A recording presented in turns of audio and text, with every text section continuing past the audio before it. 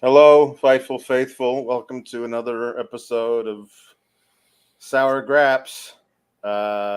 It's the Tuesday show. Not But just any episode of Sour Graps, Really? it's the special Alex's birthday edition of Sour Graps. Happy Uh-huh. birthday, big guy! Happy birthday to me. What better way to show that you're so excited about the birth of Alex Yes. 44 years ago, but still. Yep. Then by getting in your super chats and getting in your humper chats at humperchats.com. Yep. How else can you say happy birthday to Alex? Mhm. Funny you should ask. By leaving a thumbs up on this video, helping people find us in the algorithm, and of course by subscribing to FightfulSelect.com. You can head over there. Build annually now if you're hot. If you're a sexy person, you get it in advance. That's how that works. But we do have annual billing. You get 2 months basically free. Basically free. Advance.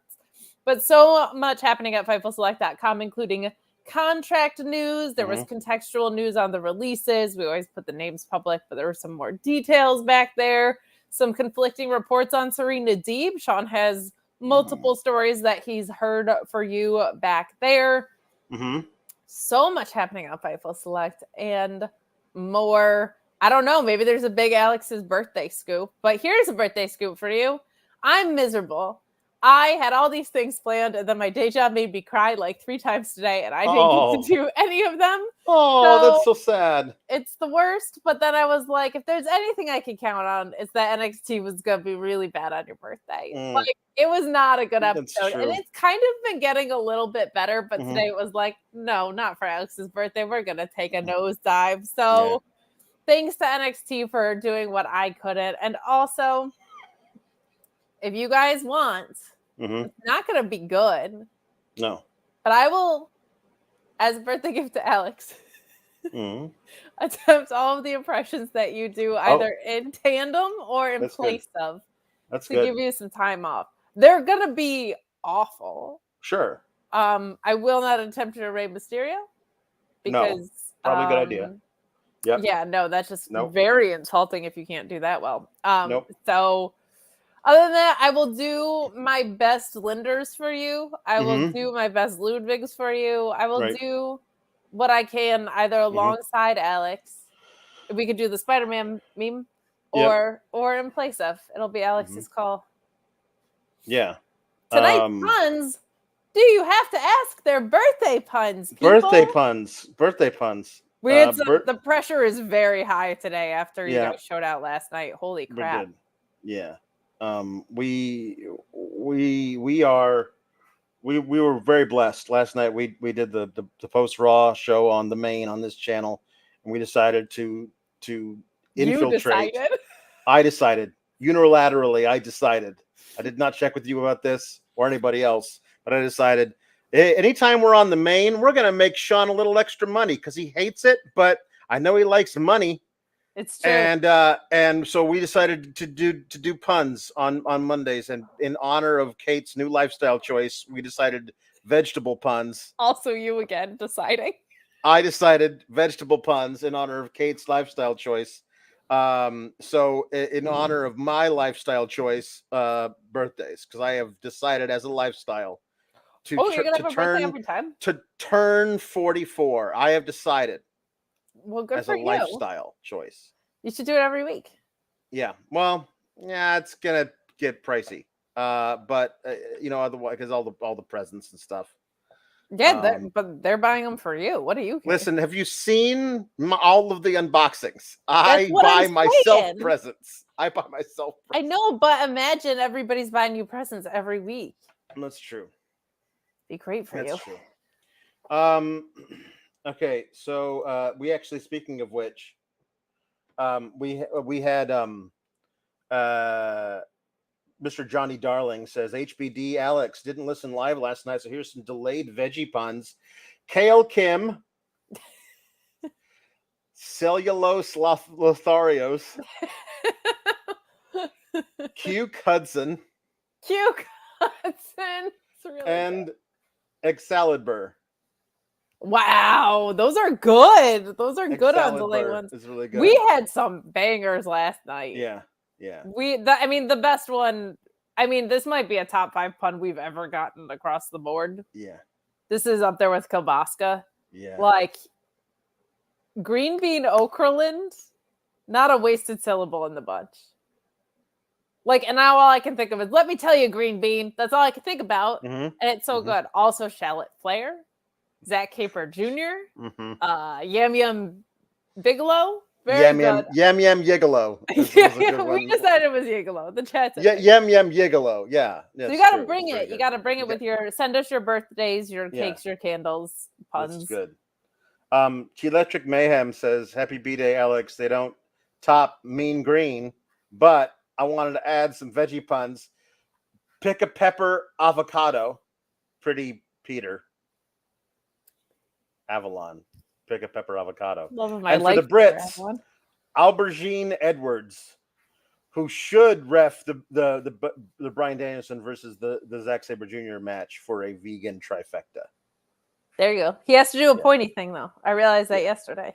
Yeah. It's vegan techers that do pointy things in their entrances. That's true. We got 2 pin the tails already. We got pin the tail on the honky tonk man and pin the tail on the Don Callis. Very good. Both very good. Yeah, from Lieutenant Photo, thank you for your service. And Orion Ben, also thank you for your service, I'm assuming. We have some chats just saying happy birthday. Ricardo says, congrats to you attaining level 44, which I like that. As a gamer, that sounds a lot better than being 44 years old. Did you level up? I don't know. Just like half of the tournament? I think I feel like I leveled sideways this time. Kim Gray says 6th grade homework hell is keeping me from the show. Popping on to say, HBD Alex, I hope you have had a fab day from the Mississippi SGS. Thank you so much, Kim. Kim, I think you're going to be in 7th grade in no time. No, listen, it's a thing. Ours is 6 is in 1st grade, and we know we're going to be getting into stuff soon. We got to help her with homework and stuff. Then eventually it's going to get into the new math, and I'm going to have to learn how to do the new math. I feel like math is the one reliable thing that's not supposed to be. No, but they changed it now. Like 2 + 2 is 5 now? No, but like as you get into like long division and algebra and stuff, you got to like find the answer differently. But you got to do it their way, not your way. It's all weird things. I like the girl math stuff that's going around. That makes me laugh.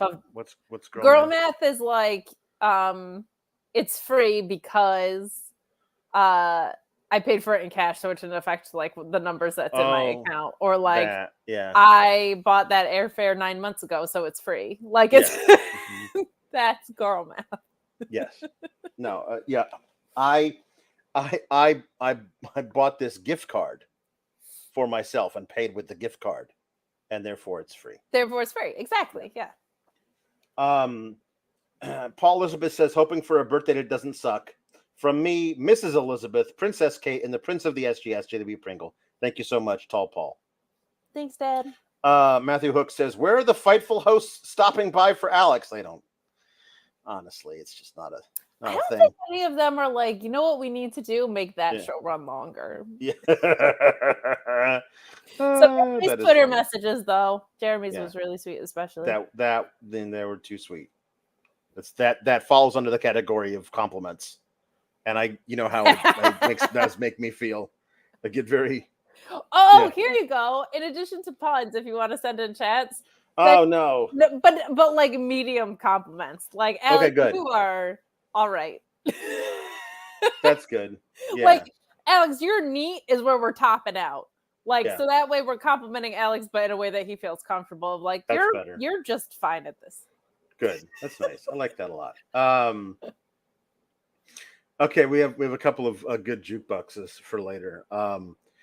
So remember last week when I just got so mad because they weren't going to finish the story that they obviously were telling with Nathan Frazier and Tyler Bate obviously Rock meeting show in the up? finals, so that one of them could beat the other two friends, fighting for the honor of being the one who gets to take the title from Noam Dar, and then whoever does that will then give the first title shot to the other friend who he beat in the finals of the tournament. It was laid out perfectly in a nice little package, and they here are all the story beats. This I have found is Shawn Michaels' fetish. Is just laying out all the story beats ahead of time in a very obvious fashion and then just not doing it. Also, he loves taking things that have a lot of possible endings where you don't know what's going to happen, and then booking a story where everything is super obvious in front of you, and then just not doing that because swerve, haha. You thought it was going to be this. Well, yeah, because that was the story you were telling.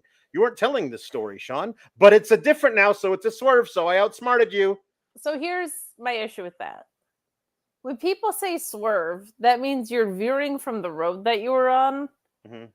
He's not on a road. Yeah. Completely different highway. Yeah. Like not even close. Yep. It's not like I swerve when I drive. No. This is like you are in a boat. Yeah. In a different country. Like you're not even no. It's true. By the way, this is exactly what I need. You are adequate at this. Thank you, T-Electric Mayhem. Honestly, I'm weird, but saying that out loud kind of makes me feel the same way as I read something really, really. Alex, you have a face. See, no, but I feel like I don't though. I feel like I don't. That's the Alex, thing. Is you have a face. As soon as somebody tells me that, I feel like I must not, because I feel like everyone is lying to me all the time about things of this nature. If you're just I don't know, it's bad. But you have my psychosis. A face. No, but I must not though, because you have to be lying about it. That's the thing. This is my psychosis. Tom Valley says, Alex, your wig and a hat collection are admirable. See, now they're not. They're not admirable now because you've told me that. Now I know they're not. There's a difference between not being able to take a compliment and hard rejecting in the opposite direction. But just because this is weird, but I'm recognizing how this makes me feel. In that, just reading the most like this thing that yeah, it's just yeah. I have a heel. Do I? I do. Well, no, it's honestly, it's working. This is good. Thank you, You Paul. sound like you're on drugs or something. I do. So anyway, Butch defeated Joe Coffey because at least we got a Pete Dunne match. Something happened. Something good. Yeah. That's good. Pete Dunne. I'm gonna keep calling him that. Versus Noam Dar at the play is gonna hump all kinds of things that are humped, and it's gonna be great. You know, like that's wonderful. And the match was good. A couple of near falls where I was like, they're just gonna do Joe Coffey just because, and they didn't, which is nice. Yeah, this is the I'm liking this. If it's just like Pete Dunne comes back to win the tournament and then goes to the play and loses to Noam Dar and then is just back on the main roster tagging with Ridge Holland sometimes, that seems like a waste of a tournament to me, which is why it feels like it's got to be Pete Dunne. At least if he loses, he's back in NXT like most of the time, or he wins the damn Heritage Cup. And once he's got it, he can revert back to being like Pete Dunne, who shrugs and breaks your fingers. And then you can build Nathan Frazier or Tyler Bate to take it from him. And you can do the whole Noam Dar has lost his one true love and falls into a deep, dark depression. And only his Meta 3 can help him, come back out of it. Like there's things you can do out of that. Another one. I would join tomorrow if I could. For the fashion alone. Yeah, well, they were at the Kentucky Derby today. I don't know why, but they were at the Kentucky Derby. Why wouldn't they be at the Kentucky Derby? Well, because the Kentucky Derby is usually run in May and it's September. Sure, but like, if you're meta enough, time is just a construct. I suppose this is true. I feel like Pete Dunne should win. And I feel like that's how we get back to him versus Tyler Bate. And I think that's how Nathan Fraser gets back here. I think Sheamus is either injured or banged up. Like, he's not working right now. Yeah, he's injured. He's injured. So, yeah. And no offense to Ridge Holland, but, like, we just don't need that tag team. Mm-hmm. Like, it's not... I'm not like, oh, sick. We need the two of them, like, competing for the tag titles. So, yeah, like, this is a way better use of Pete Dunne. Let him have a little bit of... like a proper NXT run with the Heritage Cup feels right. Like Little British Tekker with the Heritage Cup. Like, nobody's held on to this thing because of the hot potatoing with Noam Dar's injury.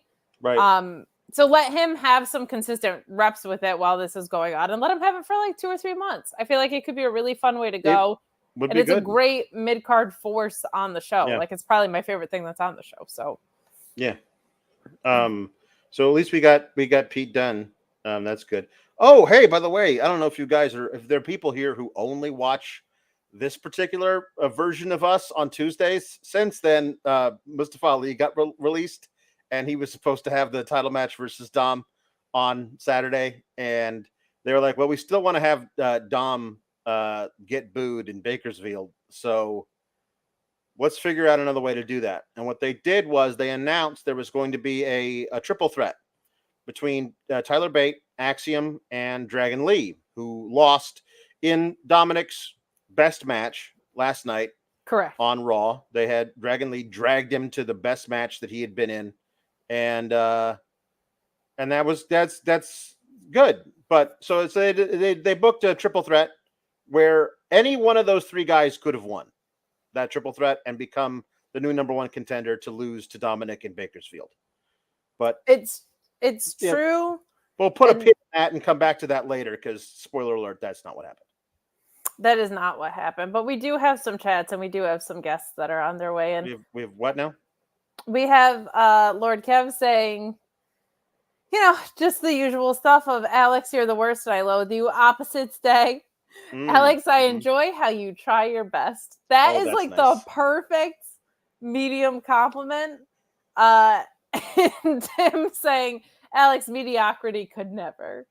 That's but true. We also have, much like how NXT is riddled with special guest referees. Yeah. We've got a guest coming in here to pay you the highest of regards. My goodness. Hi. Hi, Joe Gacy. Hi. How are you? Thanks for joining the show. Well, thank you for having me. Alex, yes. I just wanted to let you know that of all the people who say things on the internet, yes, you are one of them. I appreciate that. Yes. That was so beautiful. Thank you. Thank you. Thanks, Joe Gacy. Happy birthday to me. Thank you. Join the schism. Yep. 4, 1. I'm going to leave now. No, bye. Thank you, Joel. Thank you. Bye. I appreciate it. More creepy vibes. Yeah. Okay, bye. Good. Yep. That was That's the nicest thing. We're going to talk about this, but that was a very inauspicious loss for Joel Pearl tonight. Like, he did not look good at all in defeat. And no. Yeah. No, he did not. But he just had such beautiful words to say. I couldn't keep him off air. You know what I mean? That's true. That's true. My God. Like this, that poor Joel Pearl's faction is dying. It's true. It's that there's no roots in that tree. There aren't, and I don't even have a blue chew ad to read tonight. No. It'd be such an easy segue. Yeah. Be such a layup.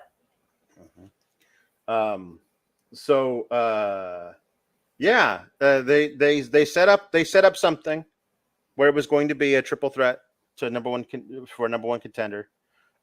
Dominic was interviewed. Like, I don't know, why did you show up to work today, dude? There's just so many things about, well, just Dominic and all, but obviously Dominic, but just the whole conceit of main roster people showing up in NXT and getting title matches and winning them, but then taking those title belts, like they're not giving up their Raw job. No. They're on Raw. They also are champions in NXT, but they don't show up in NXT every week. You know, they're not there every week. So if you don't have a match scheduled and you are of the belief that you won't even have to defend your title at No Mercy, why did you come to Orlando, Dominic? Like, I don't understand why he's there. But then they show him a tweet, a post from Shawn Michaels, saying that there's going to be the triple threat, and he gets very upset about it. He does, and I don't know. I don't think Dominic has very many friends, so I think he he's out here. He's got co-workers. They're not his friends. I think faction mates. I think he just sits around waiting to hang out with people, and he's like, "Oh, NXT guys will want to use me for all my main roster clout," and so he's like Al Gore on South Park. It's like he doesn't really have any friends. No, he's Man Bear Pig. It would be awesome if he started saying to the rest of Judgment Day, "I'm super serial about everything." Guys, I'm super duper serial. That is a joke for you and me and 7 people who watch. I'm always here to pop myself, and never more than on your birthday. Yeah, because Alex, it is a day of the year. Yeah. It is a day of the year. It's a guy. Yep. It's Asuka's birthday, and it's Buddy Matthews' birthday. And I believe it's Damian Priest's birthday as well. It is a day for wrestling. It is a day for wrestling. It's you, the most important person. Yeah. Huge gap. Right. Asuka, who's pretty good. Yep.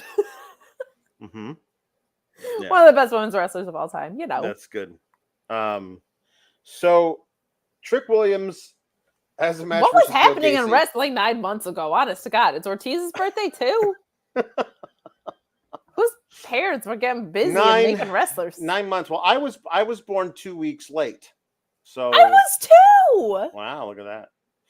I was supposed to be a different astrological sign. I was born so late. Mm-hmm. Yeah, me too. Oh, maybe not. I would have been an April Taurus though, and I was supposed to be a Virgo, but I'm a Libra. Oh my god! So that makes sense. Yeah. So I actually have both houses in my chart. Oh my gosh! So yeah. Well, Virgo's trying to ruin my life, so don't. This is the best chat ever. Born. Yep, I was. You were. It was. It's no objections. It's not debatable. Yeah,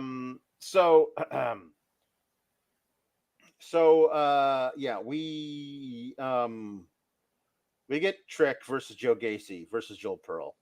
Joe in a triple threat. No, but that's Gacy Pearl next. That they could do Twin Magic.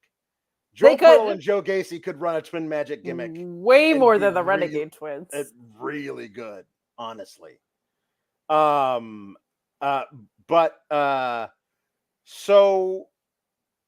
this was built as something important. Now, obviously, I feel like they were going to do something more with this, and then they did an audible on what they were going to do with the North American title storyline once they released Mustafa Ali. 9 days before his title match. 9 days before a title match, they released him. And they were like, well, we got to call an audible and figure out what we're going to do with this whole title match picture. But before that, they were planning on doing something important with Joe Gacy, trying to, I don't know, draw Trick Williams to join the schism or something. But I'm just not really sure if it played out the way that Joe Gacy thought it was going to. Alex, there's a lot that you're not sure about right now. That's true. There is. But I'm sure about one thing. Hi. Hey, Sean. Hey. How's it going? going? Alex. Hi, Sean. It's going good. I couldn't be arsed to go home to my studio. I'm at a public gym right now. I just want to say you've got less than 20/20 vision. Yeah, that is true. That's true. I can't deny that. Happy birthday! Happy birthday! That's my boss, and he just that was touching that he decided to take time. It's his day off. I know. He decided he was at the gym. Like he was getting his pump on to tell you have less than 20/20 vision. That was my goodness. Anyway, so he he just beats Joe Gacy in like. I always overestimate these things. I always think it's like 4 or 5 minutes because I don't recognize how long a minute is in an NXT match. So what was it, 45 seconds? I don't know. He beat Joe Gacy clean really damn fast. And I felt kind of bad for Joe Gacy because they were doing a segment, like a whole story with him, and that's been off to the side. And it does not feel like you can have him be like, okay, with 2 of our members like left / we might have murdered them and buried them under our tree, but we're not really sure. It's me and the Rock's daughter, and that's it. That's our entire that's our entire faction. But we might be trying to draw Trick Williams. Maybe he would like to wear one of our Party City masks. Maybe he would like to wear a hoodie. Let's find out. Oh no, he beat me in 45 seconds. I feel like at that point you're done. That's it. That's it for you. He had didn't he have like 3 matches for the title versus Braun Breaker, and like now it's just nothing. He kidnapped a Steiner at one point, Alex. Yeah, he did. Yeah. Yes, this was very unceremonious, much like a lot of our jokes yesterday. It was a squash. It was quite the veggie. Yeah. Yeah, I don't know where you go from here. This poor guy, every time he gets started with something, someone gets released or wants to leave. But maybe like Ava Raine still needs a lot of time, right? So maybe we go back to the drawing board on this. I just feel bad because Joe Gacy, just because of real life circumstances, just keeps getting like no momentum behind him. But this was very quick. I don't think Trick Williams would want to wear a Party City mask. He seems cool. Yeah, and you're he seems hip.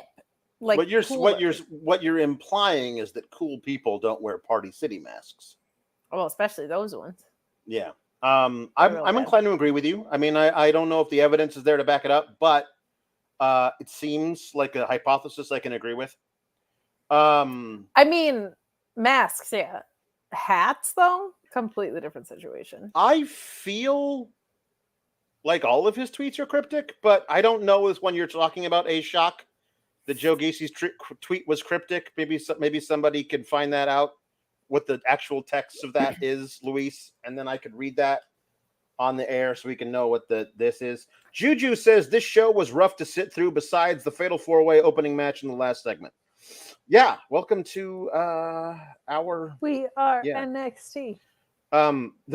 His recent tweet is just "welp," which is one of my favorite tweets to make about literally anything, because it's great.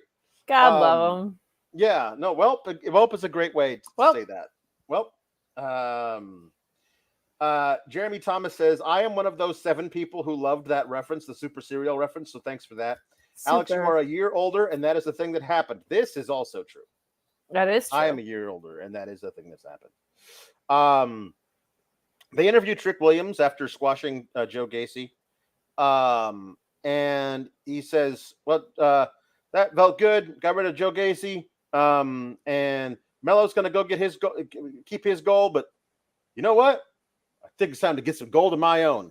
And he walks out, and before his boots hit the floor, getting out of the ring, I was like, he's going to Shawn Michaels. He's going to get added to the triple threat, which is now a fatal 4-way. He's going to win that.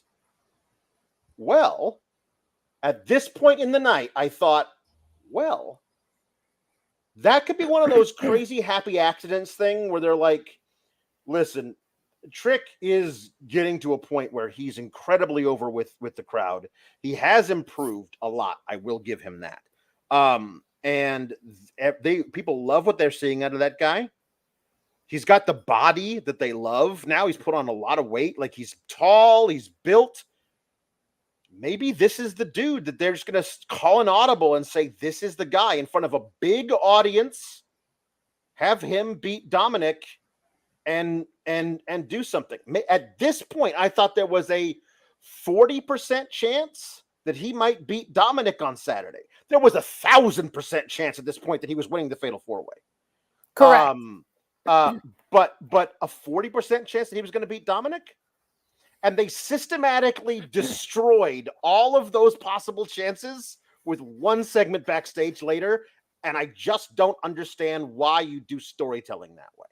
Why you remove, for anybody who can think one step ahead, you're in your audience, you remove the possibility of multiple endings and just tell us this is the thing that's going to happen with your storytelling. It's very frustrating to me.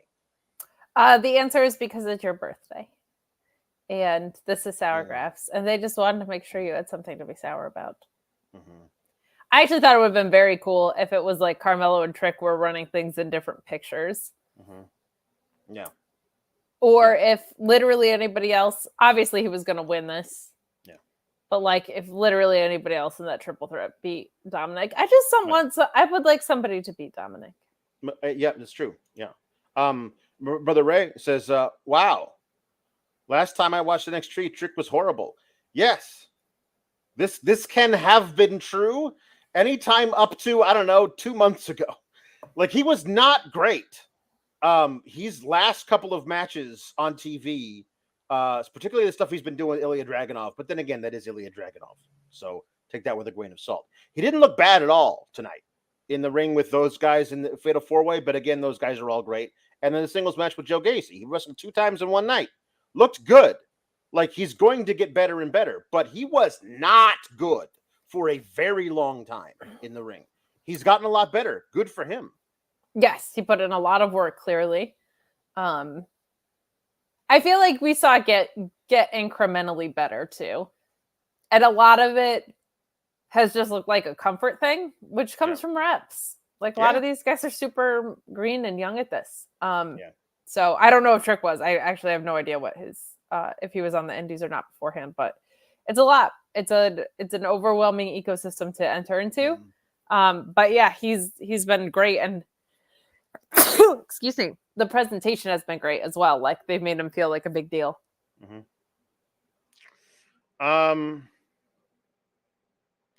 So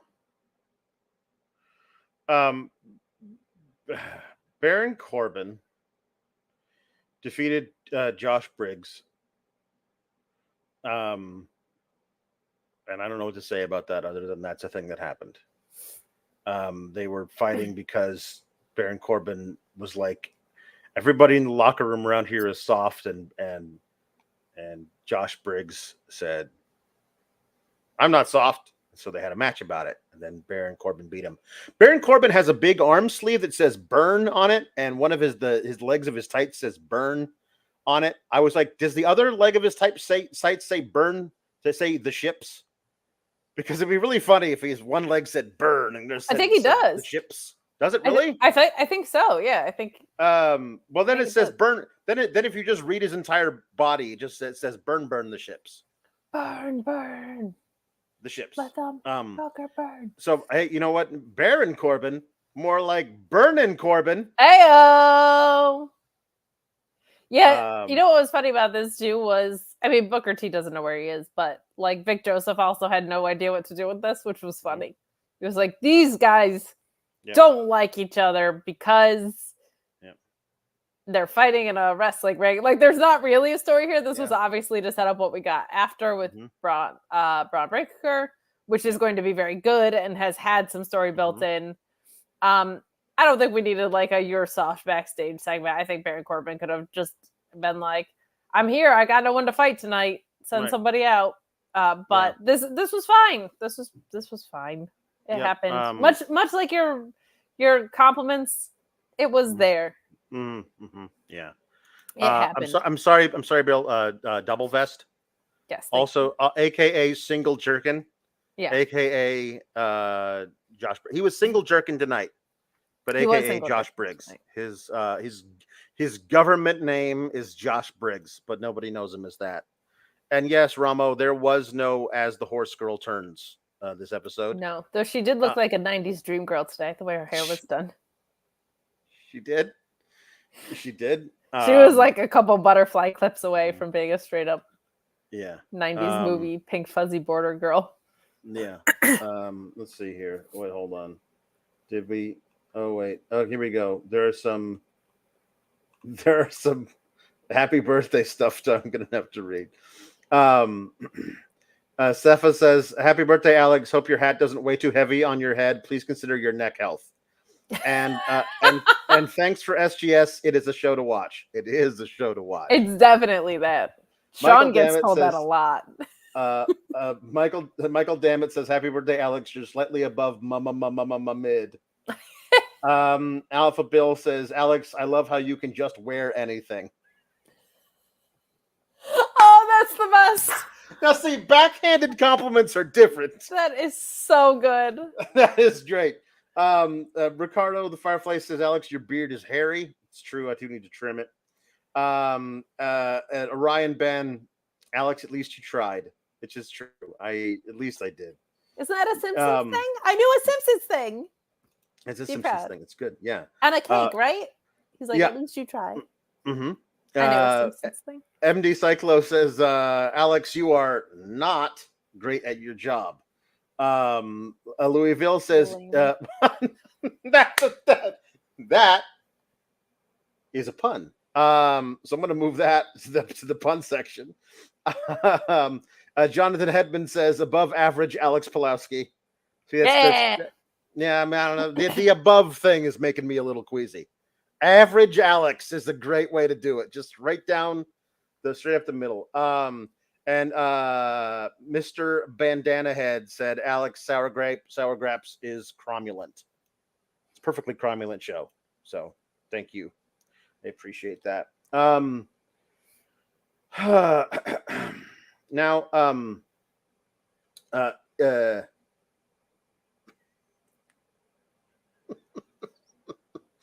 I believe this is from Luis, who is trying to get me to do a rendition of whatever the hell was going on between Vic and Booker at the end of this match between Baron Corbin and Josh Briggs. And Corbin going for the "bring on the leather strap to get the whooping" end of days. It's just, I don't know. That the leather strap to get the whooping is in another match tonight. Did you mess up your note cards, Booker T? What are you doing? He didn't know people's names on commentary.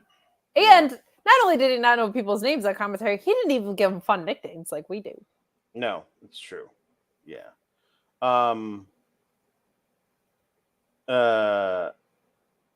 He could call Joe Coffey Joe Gacy. Yeah. He did. Or Joe Pearl. He did. It's true. Sure. No, he's not very good at this.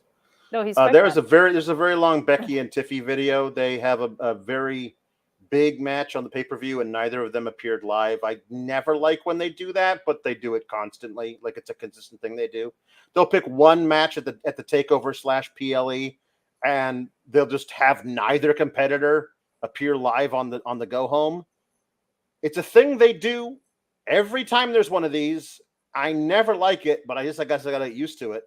On a show where there was so little women involvement, I think having Becky or Tiffy appear live would have been a good thing.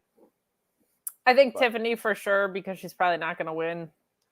Yeah, well, she's definitely not winning, but yeah. No. Yeah.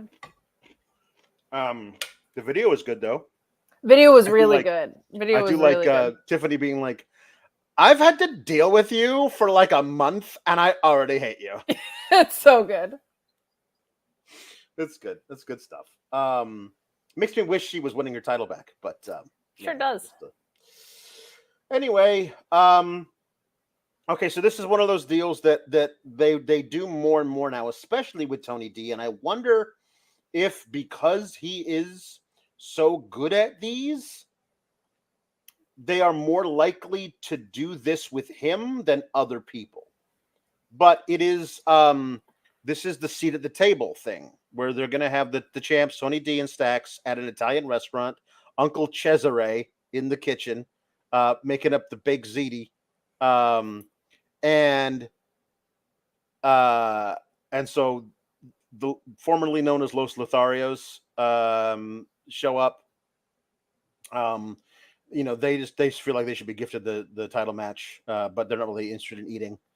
Then the Creeds show up, and all they're interested in is eating, especially Brutus. He's a big dude. He's a big dude, so he likes to eat. But he and Tony get along immediately because Brutus loves Italian food. Of course. But Tony is I don't know. It's not just that it's Tony doing it, although that helps. I love when a champion recognizes he's a champion and holds some cards. Yes. And doesn't have to be like paranoid about everything all the time. And also, like, if you would like to fight, we will fight you because we will beat you because we are the champs. As opposed to, no, you don't get a match against me. That's like occasionally that works. It works for somebody like, I don't know, Noam Dar, who's really, really good at being no, you may not have my precious. And even putting it on the line in a match is not allowed by me. He's really good at that. But so often, most of the champions are like that. And I love when a champion is just calmly confident. And I just exuded so much of that in all these little vignettes. I like that a lot, man. He's great. And I think it also works with the fact that they're like this mob bossy character that you would do something that's like a little bit more consistently cinematic. I love the production value is really good. Like that's gone up in NXT for sure. Whoever they're using for the main roster stuff, they just seem to be putting more of an effort here. And yeah, it's good. I do want to see them in action more. Like that would be nice to see them defending more instead of talking this much. To kind of back that up. But the seat at the table thing is fun. Like this is a good use of this. I just like keep going back to like, okay, but what's this division doing? Because like, why are the Creeds here kind of thing? You know what I mean? Yeah. Weird. So there's another team that has to show up. So that team is called Out the Mud. I feel like that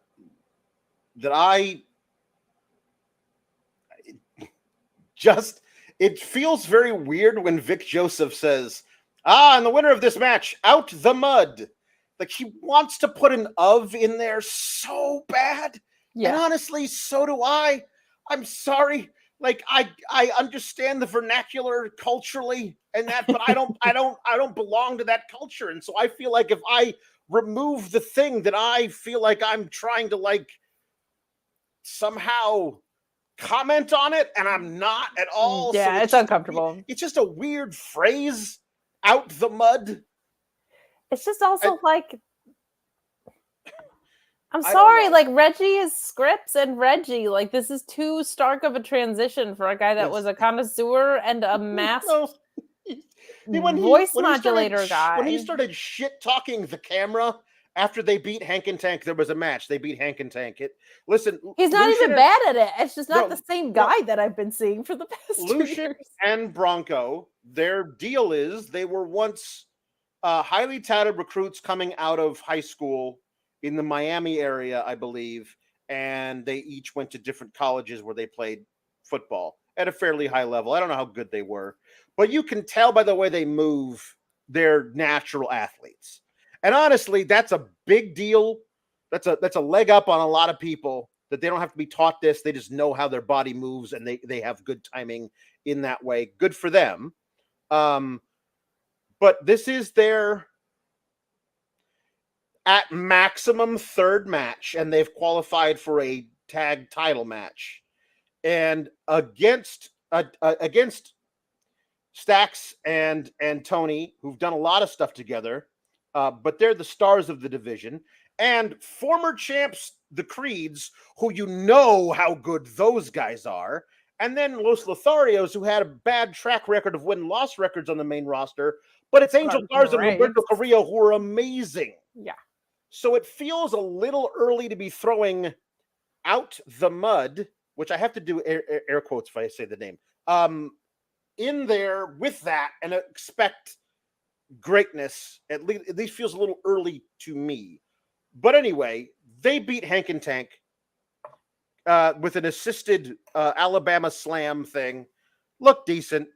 And then after that, Scripps started shit-talking the camera about a lot of stuff. And I just looked at him and I was like, weren't you a sommelier like 7 weeks ago? Like it's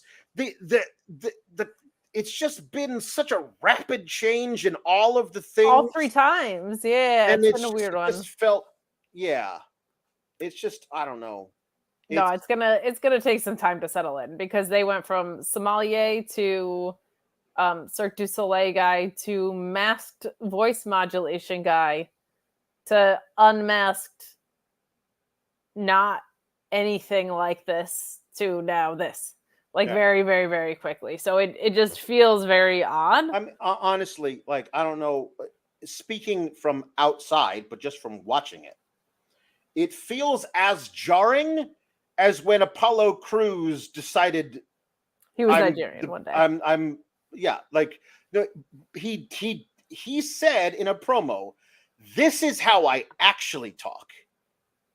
This is my real voice. I've been hiding my real self to blend in with the rest of you, but I'm done doing that." And it feels like that's what they think Scripps has been doing, but I just don't buy it from Scripps. I didn't buy it from Apollo Crews, frankly, but I definitely don't buy it from Scripps. So it's weird. It probably doesn't help that we also reiterated that Scripps is a mop with the voice of Jesse Ventura on the show several months. Yeah, for a long time. That's when I think of Scripps. I don't even think of the wrestler anymore. Like I think of a mop. But you know what? Ventura. Yeah. I just don't know if Scripps is that versatile. You know what I mean? Because I know versatility. And you know who's got versatility in spades is Matthew Hooks. Wow. He supports this show, which much like this background is a little off center. But Matthew Hooks, right down the middle with all of your professional trained voice actor needs. We don't know anything about voices on the show. No. But I'm sure he's great at it. I would trust him. We've never had any fun with anything in the voiceover world, but he's done demos. He's done audiobooks, anime, narration, commercial projects, audio editing, radio, and television ads. My goodness, for national and internationally recognized brands. Wow. If you perchance need some voiceover work and you were like, you know what? I don't think I need an insane version of Ludwig Kaiser to be the voice of my brand. You can skip over Alex. You can go to Matthew Hooks. And you can find his information at hookedinvoiceovers.com. You can also email him at hookedinvoiceovers@gmail.com or check him out at facebook.com/hookedinwithmatthewhooks and Hooked in Voice on Twitter. So there you go. If you're like, I don't need a Giovanni Vinci impression that sounds like an over-the-top pizza man or like an aggressive lady from Queens who's maybe 60, maybe 600. I don't know. If you're like, I would like something different, something normal to be representative of my brand and the things that I need. I love the birthday boy, but you're going to want to skip over him. And Matthew Hooks is the guy for you. Head on over to hookedinvoiceovers.com. This is the greatest ad read of all time. Thank you. You're gonna want to skip over me is the best description of this Happy birthday! that I can say. It's wonderful. Hey, and since we're telling you all about great things that are involved in our community, we'll also remind you to go ahead and subscribe to FightfulSelect.com. So much happening over there, and it's literally only $5 a month. And it's even less than that if you subscribe annually on Patreon. It's the first time we've offered it. It's literally so great. Head on over there, get all the scoop skis in the game. That's how we actually get paid Okay? Yeah. On top of your super chats and your humper chats and your support that keep us going. FightfulSelect.com is what keeps our little engine moving forward. Yeah. All the scoops, all the bonus podcasts you could possibly want. Sean's Q&A is really great. If you have a question, he's like, I've got an answer. And if I don't have an answer, I'll ask around for you. So head on over to FightfulSelect.com. Mm-hmm. Wouldn't you be so kind? Exactly. So Matthew Hook said for his website that may be the new tagline. Mm-hmm. Yeah. Skip on over, Alex. Mm-hmm. On over. Yeah, do that. That's good. So yeah. Anyway, they show up. OTM is OTW. GOOD says the Tony D, and then Stacks doesn't understand how to spell good. Which was anyway. So when they show up, I mean, listen, they're fighting an uphill battle with me because of the presentation as a whole. But when they sat at the table, they turned the chairs around and sat on them backwards, and I said out loud while watching, "Oh wow, they're so cool! Look at how they sat on the chairs." Like, what? I don't. It did feel quite. I'm the cool social studies teacher, guys. Like, what is this? They sat backwards on the chair, and I was just like, "This is." I don't know why they did that. Because they're. Serious. Yeah. But anyway, so Tony D does exactly what I said he was going to do, which was you're going to be in a fatal 4-way with us because we don't want to be perceived as playing favorites or picking the guys that we think we can beat them.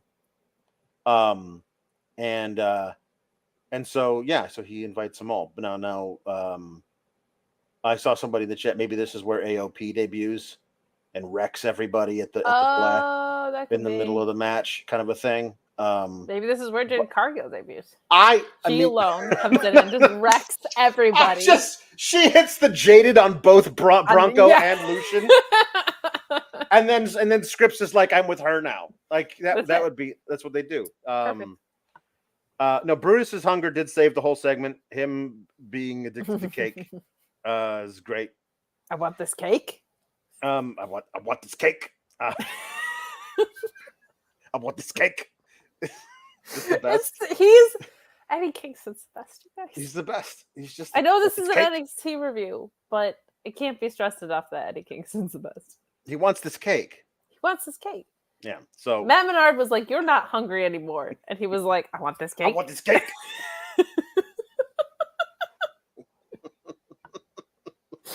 That was a year and a half ago. Like, and it's still just the most. It's so good. And Eddie Kingston, I could have a calendar, like a tearaway day every day calendar of Eddie Kingston quotes, like, "Oh, it's October 3rd. Redeem these nuts." Like, you could just June 17th. I want this cake. Like, it's just right there. December 15th. Mm-hmm. I am going to put you in the ground and smile. Yep, that's good. And then one day it's just like partner. Yeah. It's perfect.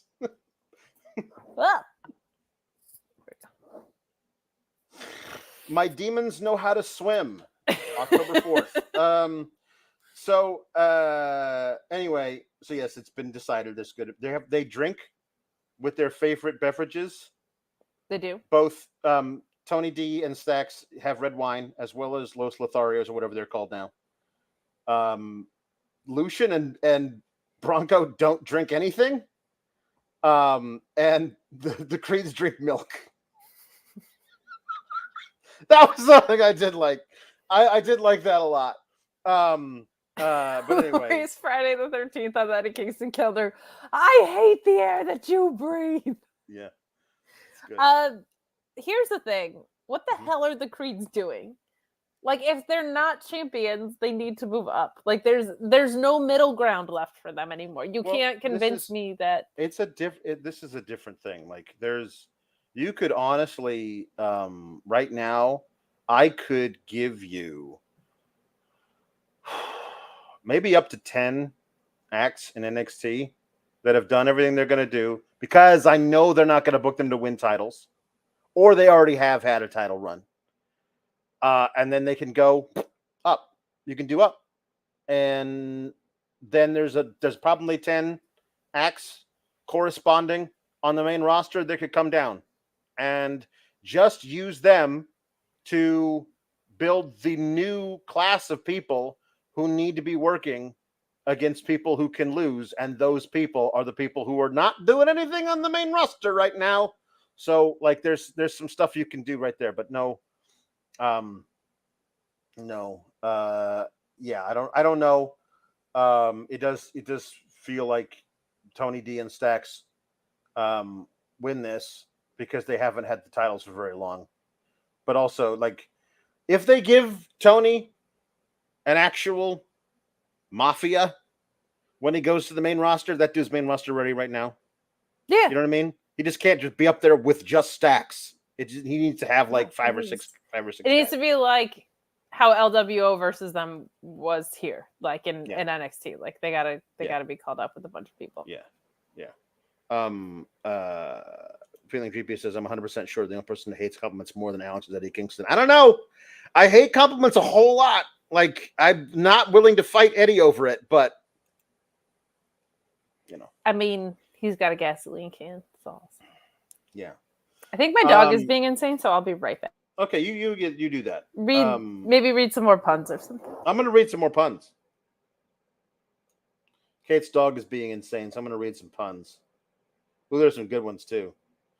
Alpha Bill says Dakota Cake. Dakota Cake. Lieutenant Photo says, for he's a jolly good mellow, for he's a jolly good mellow, for he's a jolly good mellow. Who simply cannot miss, who simply cannot miss, who simply cannot miss. Anyway, Meet Norma says, Eddie to Miro, redeem these gift cards, partner. Redeem these gift cards, partner. That's good. I like that. Ronald Hollick says, Tony Confetti. That's good. Teen Electric Mayhem says, Birth Dito. Like Bandito, but Birth Dito. That's good. Meet Norma says Blackpool Combat Cake. You could also do Black Cake Combat Club. So always you could and Maria Candelas. Oh, that's so good. That's really good. Ronald Hollick says Balloon of Vashon. That's so good. That might be my favorite so far, even though it's not as objectively good. But I Balloon of Vashon is just really funny because really good. I'm seeing like a Macy's Thanksgiving Day size balloon of Luna Vashon. I love it. One of those, and then Al Roker trying to like describe what it is. I really want that now. She deserves it. Ricardo Firefly says Jake the Cake Roberts. I mean, that's perfect. Oh, that's beautiful. Lieutenant Photo says private party favors. Alpha Bill says gift garrison. Ooh, who the F is gift garrison? Yeah. Louisville says Jubilee Moriarty. That's funny. Lieutenant Photo says Pinata fall or submission. Wow, that's really good. Pinata fall or submission. Mr. Johnny Darling says some birthday puns. Action funfetti. Tommy Streamers. Tommy Streamers. Oh, that's so good. Oh really no, good. That's so good. That's really good. Gift a Shay and Excandleburr. Those were great. It's really Brian said, here we go. Happy birthday, Alex, Asuka, Damian Priest, Buddy Matthews, and Sanga. Sanga too. Wow. Hey, I have a question for you. Since you don't believe compliments, do you believe that that's really Brian? It's really Brian? It's really Brian. Like, are you really Brian? No, but it's not. That's not a compliment to me. So okay, I just didn't know how much of a just like skeptic you were, because I wonder if that's really Brian. Right. Yeah. Or maybe he spells Brian differently than he does on his handle. Maybe he's like, it's really Brian, but I actually spell it with a Y. You know? I don't know. It's a good point. May all of your champagne wishes and caviar dreams come true. Aww. Hikaru sheet cake.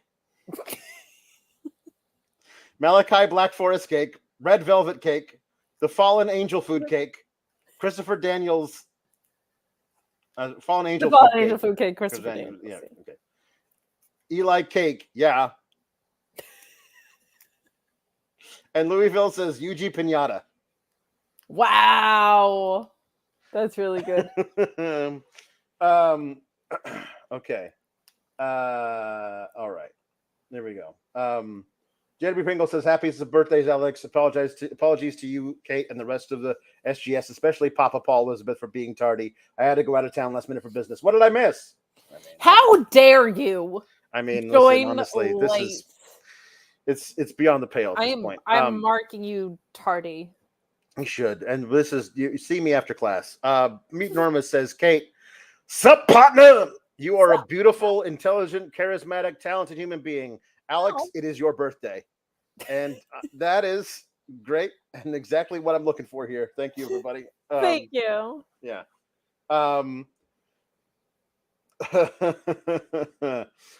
Justin Holcomb says, celebration, Alex.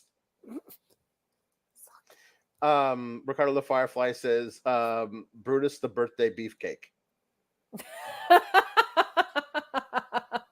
Oh, that's really good. What if you're hey, sweetheart, what kind of cake do you want this year? Beef. Is that just a meatloaf? Meatloaf with like mayonnaise frosting? Just put in the candles. Yeah. Robert Lyle says placenta el cerro miedo. Not that kind of birthday, Robert Lyle. So good. No, that's great. That's good. Okay. That's good. And Jesse Ozog says Eddie King cake. What about Evan Bourne? Yeah. All right, that's fine. Yes, that's good. All right. So Blair Davenport was interviewed and says, Gigi Dolin, I'm coming after you. You wait and see what's going to happen. And then what happened was they didn't have the match because she attacked her backstage when the screen was black. And I'm wondering if the reason they have the match was because Gigi Dolin isn't cleared. And so they had the screen black to approximate her beating her up. But like the cameraman had the lens cap on. And so we didn't see it. But it was supposed to be a beatdown, which is going to write her off. But that was supposed to be a Blair Davenport and Gigi Dolin match tonight. There were 2 women's matches advertised. They only did one of them in a 2-hour show, which NXT is usually really good about having several women's matches, and they only had the one. They were normally I'd complain about it on the internet because that's what I do. But they are normally very good about screen time between men and women. I hope Gigi's okay. Yeah, me too. It does seem like all Blair Davenport does is cut pretty cold-hearted promos and beat people up backstage. Like I would like to see her evolve past that a little bit. I mean, if Becky is going to hold this thing for 6 months, I don't want her to. But people seem to want her to. One of the things she has to do is have a protracted long feud with several matches with Blair Davenport. I would even, depending on what happens with Tiffy time, I wouldn't hate the idea of her dropping to Blair. I wouldn't hate it either. Like if Tiffany got called up in that time and Roxanne got called up in that time, Roxanne's not beating Becky Lynch for the title. That's just not a thing. Kind of can't. That doesn't work from a face-on-face perspective. But Blair Davenport beating Becky would be great, I think. Yeah. She's great. Okay, this one wasn't a super chat, but there's a couple that we have to acknowledge just because they're lifers here in the SGS. The Meta 44 is just very fantastic. Good. Yeah. Happy birthday to Linder as well. Yeah. We did establish yesterday, but this one from Miss Allie. Happy birthday, Alex, with pride and joy. Thank you so much for the love and laughter. Listen, Allie, get the memo. We're doing non-compliments to me. That one was fine. She was. That one's for Ricky Rainbow. That one was for Ricky Rainbow, and Ricky Rainbow loves compliments. But we don't know if it's his birthday because we don't know if he was even ever. We don't know. We don't know. So he's a mystery. Yeah. So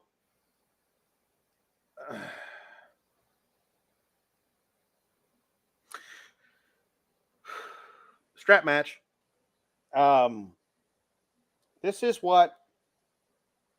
I don't know. I'm a person who does this. I'm a person who looks at rare-ish stipulation matches and immediately compares the one I'm watching to the one I've seen most recently. Guess what? You're not beating the one I've seen most recently. The Danielson and Ricky Stark strap match changed the stipulation. It is that is the thing now. All strap matches will be measured against for me going forward. This one simply could not measure up, as much as Dijak tried to do it by traumatizing forever Eddy Thorpe's niece. The F them kids, I totally get it. But also maybe get a memo to your sister not to bring her kid front row, because then you have people like Vic Joseph saying things like, "That is his 6-year-old niece. She did not come here to see this." Is she in the wrong building? Or did she think this was a matinee of the Barbie movie? It is a strap match. This is the thing that happens at such things. Well, I think that's what commentary is supposed to do, though. Yeah. Is make you buy into the idea, right? I wonder how many of those at the end of Bryan Danielson's career he's going to have. Not strap matches. I set the precedent for. Yes, that's true. Because I think we're going to see the best technical wrestling match of all time, at least this generation, in a couple weeks. And I think we saw one of the best strap matches of all time. And I think he's definitely made a case for 1 hour Broadways. Because I'll tell you what, I don't like sitting through 1 hour matches. I've sat through 2 of Bryan Danielson's and they're an absolute breeze. It feels like 20 minutes went by. I'm just sincerely very curious about that. I thought this was really good. I don't have your illness where I have to compare it. It does feel weird to have a strap match not on a pay-per-view, just in general. It feels out of place. It wasn't is because it didn't end anything. And that, to me, is the greatest cardinal sin of this entire deal. A strap match ending with one dude doing a single elbow drop to another dude, if that dude is not Macho Man Randy Savage, feels like it's a less than. I'm sorry, a strap match should end with a horrible destruction of the person who loses, or they're choked to death by the strap itself. There's a lot of ways you can end a strap match, but one dude doing one elbow drop to another dude shouldn't ever end a strap match. It just shouldn't. And the thing of it is that that's the reason I have that belief about strap matches, is that strap matches end feuds almost exclusively. When you have a strap match, that is the last time these guys fight. And then so Dijak lost by getting pinned off of one elbow drop, and then afterwards he continued the feud by attacking Eddy Thorpe and hitting him with not only with the strap, but also with his belt. Oh, unconscionable. He used a different strap, a shorter one that's got a buckle on the end of it. And he just kept on hitting him. So this is going to continue on beyond this. This is a thing that they did a while ago, where they would do stuff where there's a major, huge stipulation match as the second match in a 3-match feud. And the third match is a regular pinfall or submission in the middle of the ring. It doesn't really matter. That part's stupid. So Ricky and Danielson, though, had a strap match and their feud continued. But then it continued into a Texas death match. It's got to be built upon. Right. And maybe they're going to build on this.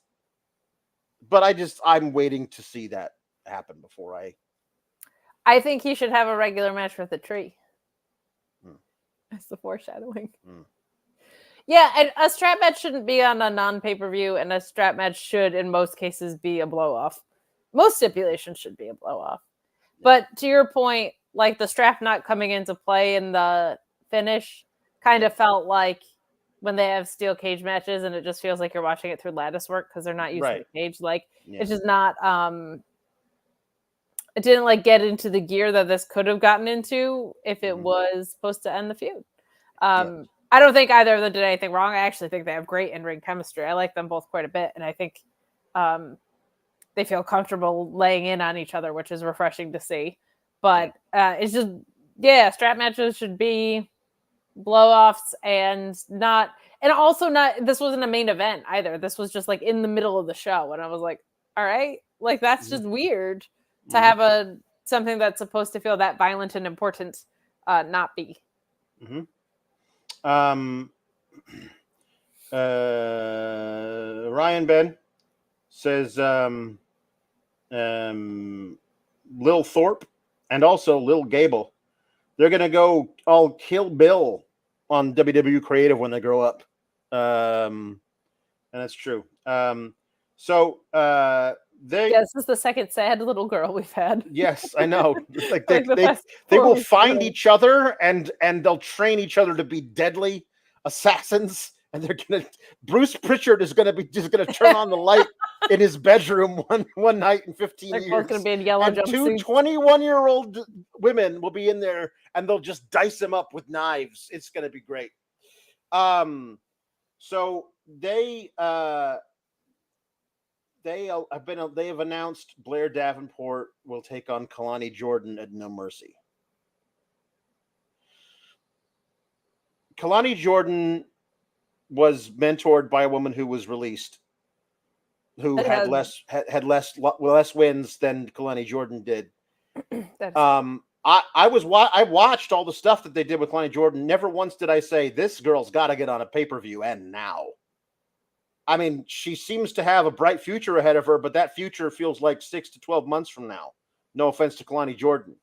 It just doesn't feel like I'm watching this thing going like, we got to do this. So hear me out. Blair Davenport beats Kalani Jordan, brutalizes her inside of 2 or 3 minutes.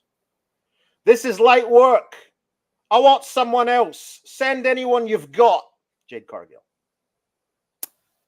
Oh. I mean, I don't know. People are saying Gigi might like interfere and help. I'm wondering if it's a holding spot for Gigi. That's why I'm wondering if it's one of those like I'm banged up and I might be good to go, but might not things. Yeah. I think they're going straight to the main roster with Jade Cargill. They announced her via ESPN today. I do too. I do too. But I don't know, man. It's just a weird thing that like of her debuting earlier in the show, beating Blair Davenport, like making it look good, but beating Blair Davenport. Then Becky beats Tiffany Stratton, and then in the main event, and then out comes Jade Cargill to stare down Becky, who's holding the thing up.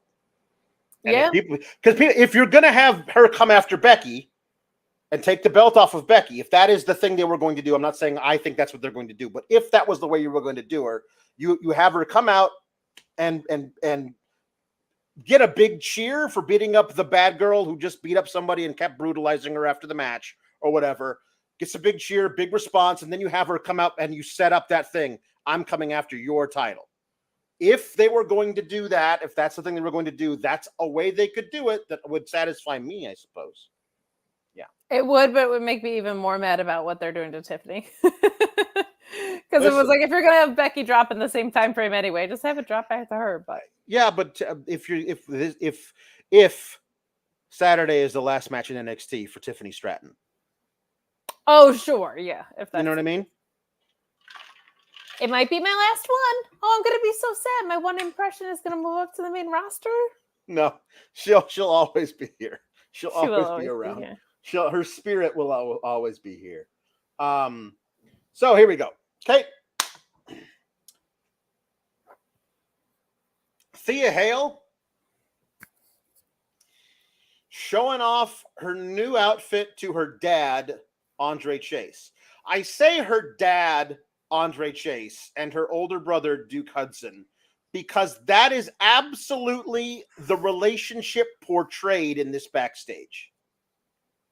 Like, he asks, she's like, and Duke's like, no, don't say it, because she's just trying to rebel, and if you have a bad reaction to it, it's going to prove her right about you.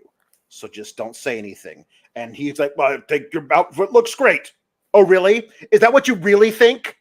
Dad? Fine, great. Wait till you see my gear. It's basically leather lingerie. Bye.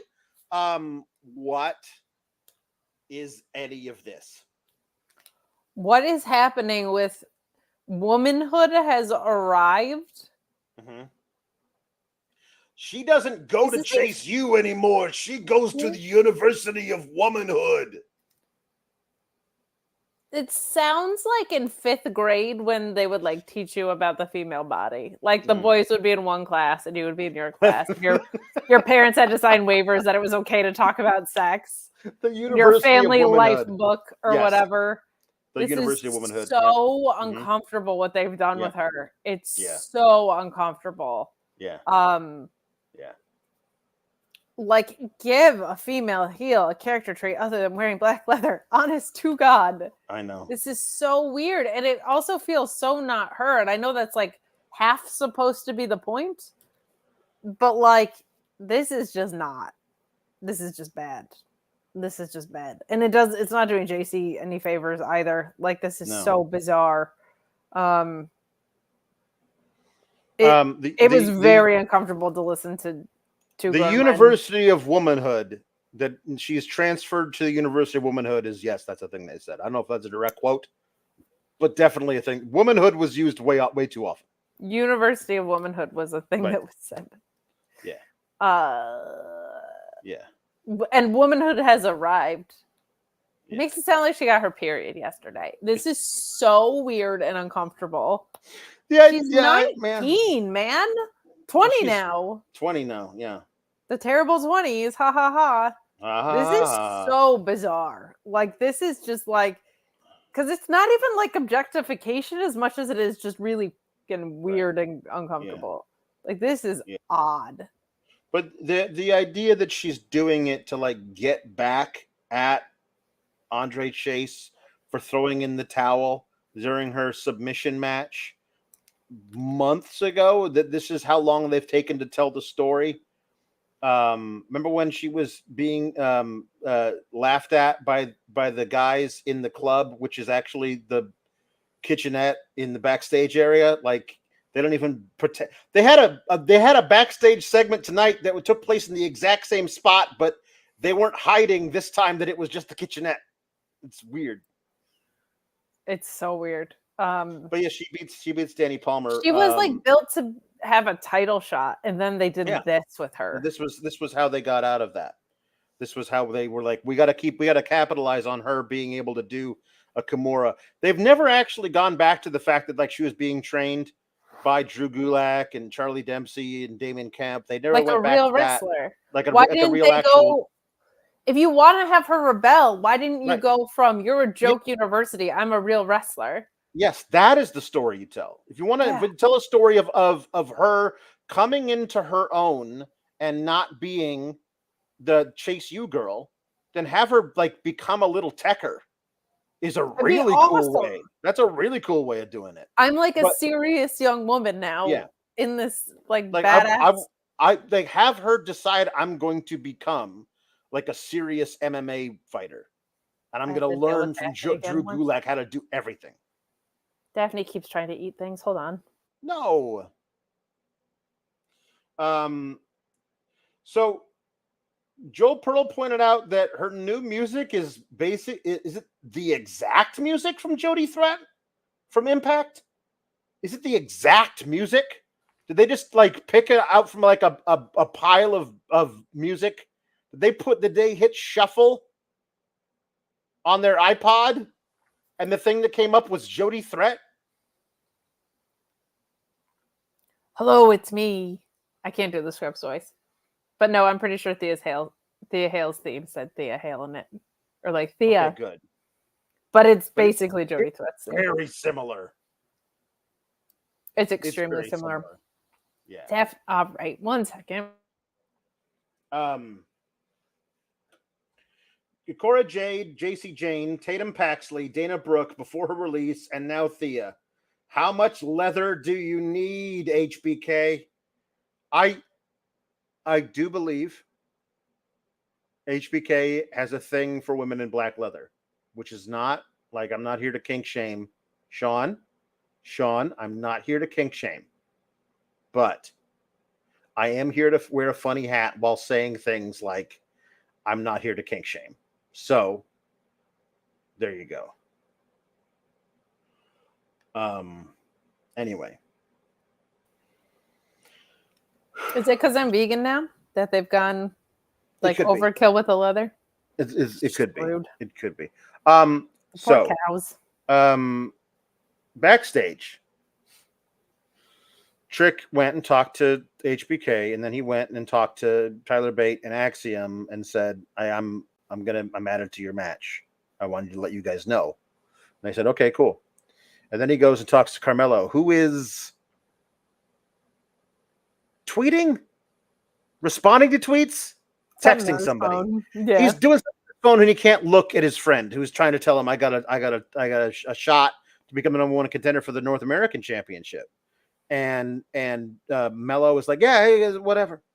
And Trick's like, okay, yeah, I see how it is. Okay, fine. And they leave. Now, they have the match. And after the match, they make up on when Carmelo is walking past Trick to go to the ring, but they are planting seeds of dissension specifically about Trick needs to make Mello believe Trick is a real wrestler and not his former hype guy. That is the story they are telling consistently. They keep coming back to it. Of Trick being like, I can't be your number 2 guy anymore. I got to go out on my own. And Mel will be like, listen, I give you my blessing. Good for you. And Trick, that to me, that's an easy, 2 steps between after that to the reason you let me go is because you think I'm not a threat to you. And I'm going to prove to you that I am a threat to you. Right. But the only reason he has to do that is if he loses the North American Championship match to Dominic, and also if Mello beats Dragunov. So one little scene to me, because that's the way my brain, my horrible cursed brain works, goes, well, because of this scene, now I know everything that happens at No Mercy, and I also know that they're going to do immediately after that a program with Trick versus Mello for the NXT Championship. And I don't love that is A, how my brain works, and B, that is what they are doing to make me think that. It's my fault. No, the only thing that's off about that is that what you laid out to get there was good creative, and they don't generally do that. But I do feel like those things were inevitabilities anyway. Like I was pretty sure Dominic was going to retain because I don't think Trick was supposed to be the plan. Right. And I look, we'll talk about it later. Ilya Dragunov is absolutely the best. He's the best. He's the best. But I don't think the world title is where he's going. No, he's the best. But I also don't think there's a chance in hell he's going to beat Carmelo. No. I actually kind of wish he would. And I love Carmelo. But I actually think it would be very interesting if Carmelo lost and turned heel on Trick. Yeah. And it turns out maybe he is vulnerable when Trick isn't there, and all this stuff. I think it's a way more interesting story if you do that. Yeah. And selfishly, I just want Ilya Dragunov to be champion because I think he's the most underrated wrestler in the whole wide world. He's great, and he's not winning. I actually feel like they could have had a really good opportunity to tell the story of Dragunov wins the first one, and then Carmelo gets it back from Dragunov here. Yeah, that's true. You know, they could do that thing. But they have the this is the other thing is that it feels like they started taking Trick seriously as like, oh, hey, we actually have some real plans for this kid laid out. Like we have some ideas we want to do with him. He's improved a lot. We really respect that. And we want to reward that with some really cool stuff. It feels like that started 8.5 minutes ago. And so they're really trying to like ramp up how the presentation of him and make him really serious, which is why he squashes Joe Gacy. And when they're giving him a one-on-one shot versus Dominic for the NXT title, which versus what they think is the future of WWE, Dominic Mysterio. They've said in fucking interviews that that's what they want to do. So here's how I would argue is not the way to book him to become the number one contender. When you are agenting the match, here's what I would say. Have him win the match. Have him do a move to another wrestler, and then from doing that move, pin that wrestler. Here's what I wouldn't do. I wouldn't have him get headbutted and fall over unconscious on top of a wrestler that he did no moves to, and oopsie daisy his way into becoming number one contender. That is not how I would book it, but guess how they booked it. Like that. Yeah, that's how they did it. The thing I think that they're struggling with right now is they don't know what they want Dominic Mysterio to be. Like they can't decide if we're supposed to take him seriously without the rest of Judgment Day there anymore, because he does have a title. And like he hung in there with Dragon Lee yesterday, but he got squashed in 2 minutes by Cody before that. Like they don't know if he's a joke anymore. They don't. And look, I didn't like the plot from the beginning, but at least they knew the plot. Yep. I feel like they've lost the plot. Yep. Yeah. The thing about the match was excellent, and I thought Trick actually really held his own with a lot of the stuff they were doing with the much faster guys. But Jeff Hawkins, who has a very conspiratorial brain, former Fightful original, now no longer with us, but still has a really interesting mind about things. Is like, is this the thing of like Vince doesn't think Dom should lose to a little guy, so he's throwing Trick in there because it's just this kind of a thing, or that'll be Vince, but whoever is because they had this non-stop string of NXT North American Championship contenders who were all 5'9" and 200 pounds. And they were like, no, you get the big dude in here, the 6'3", 230 guy. Put that guy in there. I don't know. There's some weird stuff in this, but the match was good until the finish, which was ass. Yeah, the finish was terrible, but the match was pretty good. I have like a little bit of grace around some of the things with all this because it just feels like this got moved around from cuts. Like this was Foley was supposed to have a match. Dana Brooke, I'm sure, was supposed to be involved with Kalani Jordan. Like, so I have a little bit of wiggle room. But yeah, the ending to this was stupid. And the thing is, like, I don't think they thought Dominic was going to have like a title reign, but you can't look, we don't like it, but they push it and other people do.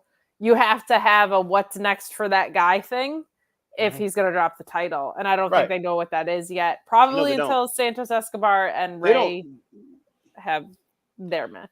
They don't know what the hell's going on with any of this. I'm convinced they just to say Damian Priest, Money in the Bank. Who says no? Nobody? Cool. We're just going to do that then. The answer should have been everyone because of LA Knight.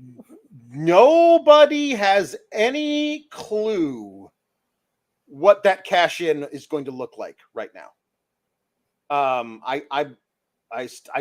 Unless they're doing the dumb thing where Seth beats Shinsuke on Fastlane and can barely stand, and then the Shinsuke is wrecked, but we make Damian Priest, which I feel like you can figure out a way to make both guys look good coming out of Fastlane as opposed to one. But that's just, whatever. Backstage, Dominic is yelling about how he's not. I run NXT. Me, I do. Shawn Michaels.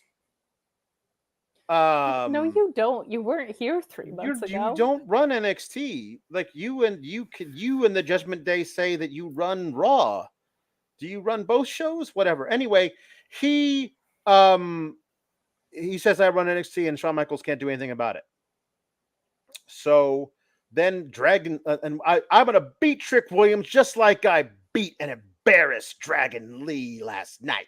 And then Dragon Lee runs from out of nowhere and knocks him over and says some things to him in Spanish that even if I could translate them, I shouldn't be able to say on the air. Anyway, and I was like, oh, okay, so that also confirms to me that Trick Williams is losing to Dominic so that Dragon Lee gets another shot. Maybe they still want to put the title on Dragon Lee. They just didn't want to do it on Raw in front of the biggest possible audience he would ever have to do that, to have that moment. Okay, fine. Well, but here's how they're going to overly complicate things, Kate. Dragon Lee is the special guest referee for the North American Championship match. Alex, did Sean break both of his legs? Because how many crutches does this guy need? All of them. Honest to God, how many special guest referee matches have we had in the past 3 months? 4?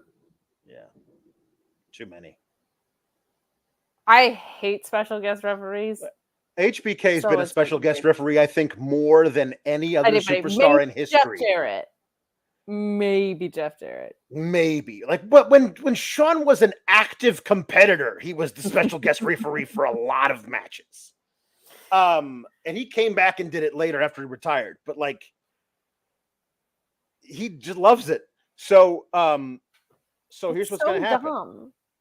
Dragon Lee is They're never like Eli Manning's the special guest umpire. Right. Like Dragon Lee is going to cost Trick because Dragon Lee wants Dominic to himself. He might not do it intentionally, like as a heel move on Trick, but it's going to wind up being that. Do I think he'll do that via a fast count? No.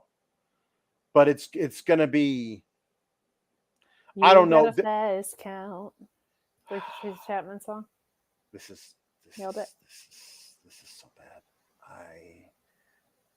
Just so many. Why? There's just so many things that you could do instead. Like there's so many things you could do instead. Lee just beat him. You could beat him in a triple threat with Trick, and Trick could go mad about it. Like there's so many things you could do. I don't see like it doesn't feel like Dragon Lee would be like, I hate you so much for embarrassing me in our title match. I'm going to make it so somebody else beats you for that title. It does feel like it is personal with Dragon Lee, so he is going to make sure Dominic retains so he can take the title off. And the idea that Shawn Michaels thinks that he's punishing Dominic for saying that he runs NXT by putting in a guy who's going to make it so Dominic retains is such a wonderful thing that they have decided to do. It's just so dumb. Yeah. So, hey, they found in the warehouse a TV from 1994. They sure did. And you can't even get those old CRT tube TVs at Goodwill. They won't accept them. No, they're like expensive. They're like vintage. Like you have to go on like Facebook Marketplace and they're like $400. Like an antique shop. Yeah. And so or the NXT warehouse, apparently. Somebody is playing video of Cincinnati Bengals training camp and WCW Saturday Night and sits down in a dark room with an old remote control. And this could not be more Brian Pillman Jr. if it tried. Jade Cargill got announced through ESPN. and a photo shoot of her at the Performance Center. And look, at first I was like, man, they really are like making her feel like a big deal and treating her like a huge star. But do you see what they did? Yeah. They sent her through the most dangerous place in the world. They did. She walked through the NXT parking lot unarmed, to my knowledge. It seems like not how you treat. I would not do that. So, but Brian Pillman Jr. instead is watching TV in the dark like a sad guy. Yeah. Oh no, poor Brian. Like this is how we're going to introduce Brian Pillman Jr. by teasing his father. It's just the most predictable thing, and I don't know what to do about it. Yeah. Well, we'll have to tune in next week. We will. Speaking of tuning in later to do other things, Dragunov and Carmelo Hayes are both great at this, and I just can't ever retain anything said at contract signings. I only retain which guy went through the table, and neither guy went through the table, so I don't even remember what that was said.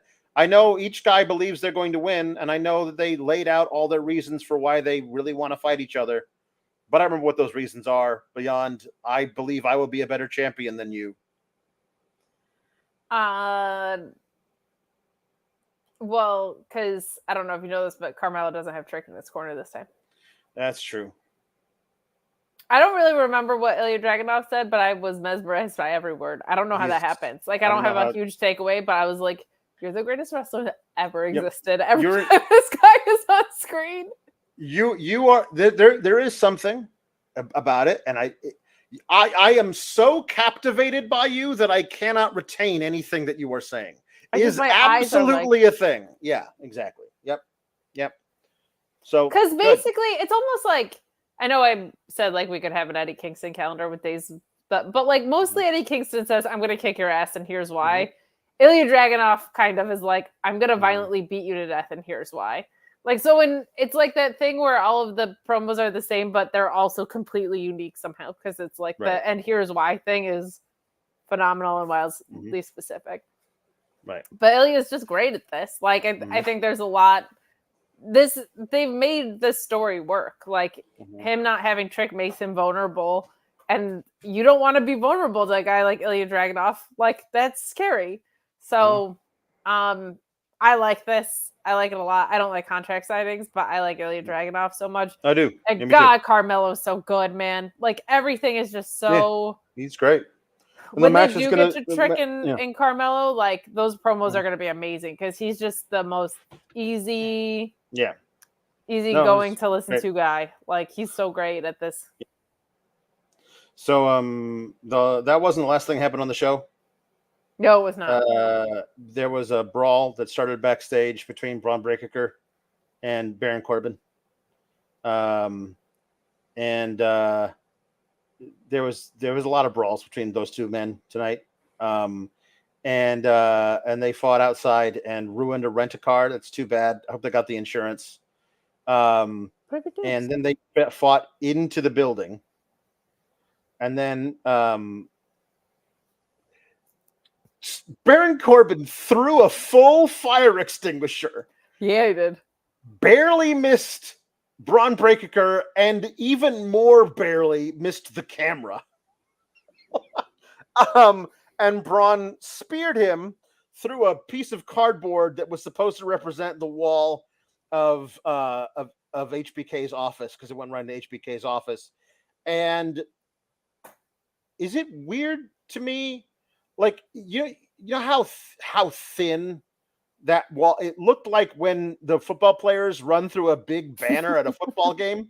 That's how thin the wall was. Alex, when I lived in New York, my dad put up shelves for me, and when we went to take those shelves down, the wall came down with it. That's what this plaster was. It just pulled right off the wall. Yeah. Were there 2x4s within the wall? Like, I mean, studs? It was like a wall, but yeah. So my dad knows what he's doing. But this was not like a wall. Oh no, this was like when you go to give blood and they put up walls. Like that's what these were. Yeah. Yeah. So that's the end of that. So Braun Breaker and Baron Corbin beating the dog crap out of each other on Saturday will be a lot of fun. There's gonna be a lot of really hard hitting matches. Those will be good. You know, we're gonna review them all on the Fightful main channel, Alex. We will. You're gonna do it from your hotel room in Seattle. I am gonna do it from my hotel room in Seattle. Because guess what I'm doing the next day? I know you're gonna watch the Techers. I'm gonna live out my wrestle dream. That card is so stacked. It is. I mean, it was like they were like Danielson, ZS, and I was like booked. But now it's like FTR and Aussie Open is on there. Yeah. Eddie Kingston versus Shibata. Yep. What? Yes. So Manny Carvalho said, I LOL'd so hard when Booker T said Thea Hale went from Hannah Montana to Wrecking Ball Miley Cyrus. That one he knows. He doesn't have a pop culture reference from the past 25 years except for Miley Cyrus. Also, she's 20. And while that is technically legal, he is 58 years old and old enough to be her grandfather. And it is weird that he's like, hottie biscotti. It's just take it like, the thing that in retrospect we hate so much about Jerry Lawler. Try not to do that in 2023. Just boy, oh boy, yeah. Yeah. Orion Ben 666 says hashtag support wrestlers over feds forever. Absolutely. I think Jade is a megastar, and however they debut her, she signed a multi-year deal. Everyone's like, she's got to do this first, and she's got to do this first. She's going to do all of it. So you can just do whatever the hell they want her to do. Yeah. Yeah, people got real weird about that. Like, you don't have to be abused at a wrestling company to want to go to the other one. Mm-hmm. It's fine. AEW could have treated her real well, and she was like, you know what? That place has more money and plays to my strengths better. Like, that's all. Yep.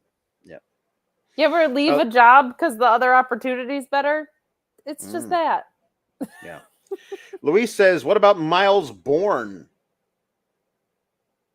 Yeah, what happened to that guy? Weren't they going to do some kind of a storyline with that? No, not at all. No, 3 weeks ago helped. I know somebody helped the Techers beat the Cowboys and something. No, yeah, they did. But I know who was born today, 44 years ago, and it wasn't Miles. No, was it Buddy Matthews? Oh, this guy, me. Yeah. It was you and several other wrestlers. Justin Holcomb says, "Happy birthday to you. Happy birthday to you. Happy birthday, dear me. Happy birthday to you." And metaphor.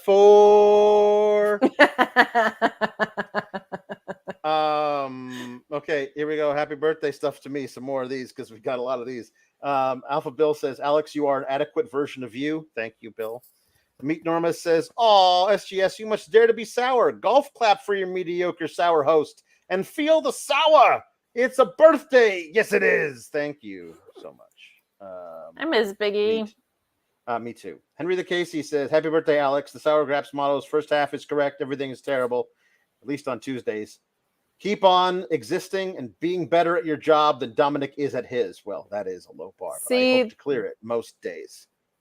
Thank you so much, Henry the Casey. Bizarro Big L says, Alex, what is your new spell? And the Bouncing Soul said it right in the song. Kate is great. I normally don't watch NXT, but I enjoy punnery, so it's a trade-off. Alex, you have good taste in T-shirts and break down like Newman some days.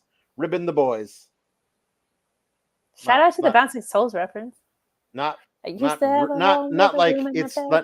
you're ribbing the boys, but that you're ribbing the boys. Hey-o!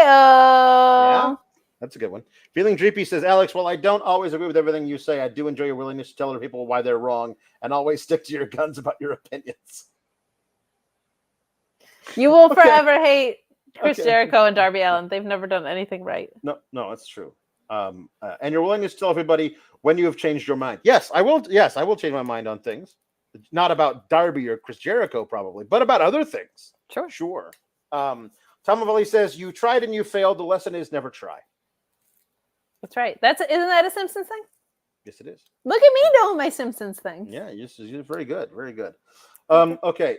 So we have a few here from the jukebox. Well, this is actually not a jukebox. This is a pun.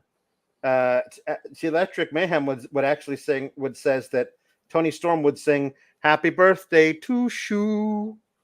Happy birthday to Wait, didn't we do this yesterday? I don't know. Did we? Chin up, tits out. Happy birthday to Shu. Yep. Yes, that's right. That's good. Okay. Okay. Draws says, could we get Walter singing "Happy Birthday"? Yes. All right, here we go. Happy birthday to you. Happy birthday to you. Happy birthday, dear Alex. Happy birthday to you. And metaphor. Okay. Okay. Electric Mayhem says a couple jukebox requests in honor of Wrestle Dream this weekend for Seattle. Gallus singing "Animal" by Pearl Jam, and Tiffany Stratton sings "No Excuses" by Alice in Chains. I will go first as Gallus. Grunge is my favorite. It's the best. It is the best. Thank you. The best because I grew up with it where I lived. I was born in the Pacific Northwest, and it was our thing, and we loved it. And it was also great, and it killed glam rock, and it was so. That was a good time. It was a good time. Here we go. 1, 2, 3, 4, 5 against 1, 5, 5, 5 against 1, 5. I say 1, 2, 3, 4, 5, 5 against 1, 5, 4, 5, 5, 5 against. You tired to face me, I nigger on the street. I really be rather be, I'd rather be with an animal. Well, you won't hurt me, so frightened of your pain. I'd rather be with an animal. I'd rather be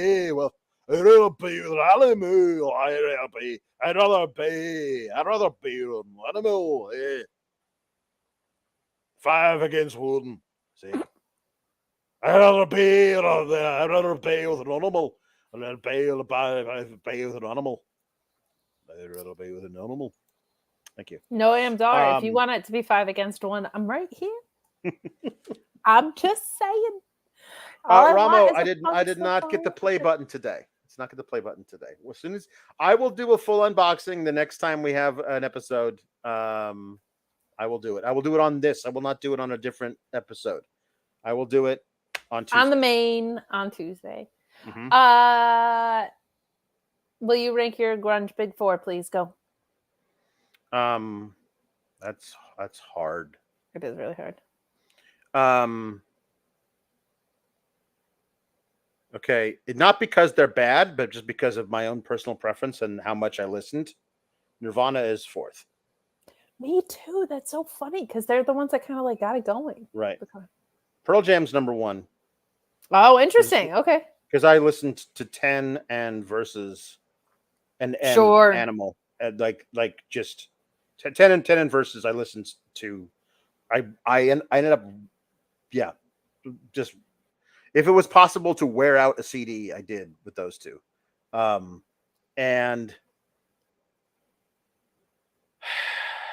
it's hard. Everybody goes splitsies on Soundgarden and Alice in Chains. Everybody is like. They're always back to back, no matter where they are. It's Alice in Chains over Soundgarden,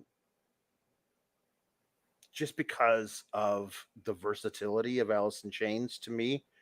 Like later, Chris Cornell stuff had so much versatility to it, but early, like I'm trying to like extemporaneously, when I was listening to grunge all the time, like Alice in Chains, just that when they're like. Acoustic stuff came out, I was like, wait a minute, hold on. That's Dude, not Jar of possible. Flies is like Jar of Flies, like still to this day, I think Nutshell is a perfect song. I think there's it is a perfect song. It's a perfect song. There's nothing wrong with it. Mikey Ruckus, Jar of Flies was like a changed his life music album. We've had that Twitter interaction before. I can't argue with it. Yeah. Nutshell to me, like I will put it will come on a shuffle thing, and I'll just sit there and cry because it's perfect. It is. I can't argue with that. Yeah. If you haven't, losing Chris Cornell was like losing a family member. I can't even. But if you haven't heard his last solo album before he passed, holy crap! There's just some brilliant stuff on there. Yeah. Grunge is the best. The 91 to 94 was like just the most perfect music era ever. And then Nickelback came and ruined it. And so did pop punk, which is why I hate it. Right. No Excuses by Alice in Chains. In the styles of Tiffany Stratton. I can't think of a more like depressing band with Tiffany Stratton. This is funny. Yes. Okay. It's all right. There comes a time. Got no patience to search for peace of mind. Laying low, want to take it slow. No more hiding or disguising truths I've sold. Every day is something. Hits me all so cold. You find me sitting by myself. No excuses, then I know. It's okay. Had a bad day. Hands are bruised from breaking rocks all day. Drained in blue, I bleed for you. You think it's funny? Well, you're not drowning in it too. Every day is something. Hits me also cold. You find me sitting by myself. No excuses. Then I know. Then there's this really awesome guitar solo. Toodles. Yeah. Yep. It's that's very, very good. That's an awesome song. I'm gonna buy so much stupid vinyl. I can't do this because my day job. I gotta like be smart, but like, I'm just gonna go see so many grunge things. Ronald Hollick says, Alice in Chains, Pearl Jam, Soundgarden, Stone Temple Pilots, Nirvana. Now listen, Stone Temple Pilots doesn't count. I'm sorry. It's not in the discussion of this particular thing because the other four are from Seattle. Seattle grunge is the only pure grunge. I love early Stone Temple Pilots stuff. Love it. Hell yeah. From San Diego, and you cannot be grunge if you grow up in San Diego. No. You can ape a style, but you have to have been beaten down by your adolescence where it was raining every single day as you were becoming a person who understood the world, or so you thought. You have to have that. Seasonal affective disorder must be in your blood to be a real grunge artist. See, now this makes sense because I didn't grow up in Seattle, but Binghamton, New York has been the most cloudy city nominated for like many a year. I agree with that. And I'll say this. I feel like Nirvana is responsible for grunge in a lot of ways. And it's a lot of people's number 4. But like, I think everybody goes to Smells Like Teen Spirit and they need to go to Heart Shaped Box and they'll have a different appreciation. Right. No. There's different, like they're just, I recognize how important, if you were like, who's the most important? I'd have probably put them first. But who's the one that I like listening to the most? Pearl Jam, the melodies, the artistry of the stuff, and then the harmonies of Alice in Chains, and just I can tell like the musical genius of Super Unknown and all that is there with Soundgarden, but I don't enjoy listening to how angry it was at the time. Like it just felt very angry. Parts of it did. Well, I'm thinking more of like Bad Motorfinger, but like there was a lot of anyway. We could just do a whole grunge podcast. You don't want to tap into anger? No, at the time I was finding more of like a brooding. No, I get that. I feel like a lot of terrible. Like, because I was a little young on grunge, I feel like most people put Pearl Jam as their number 1. Yeah. I just have Chris Cornell knows my soul, even though we never met.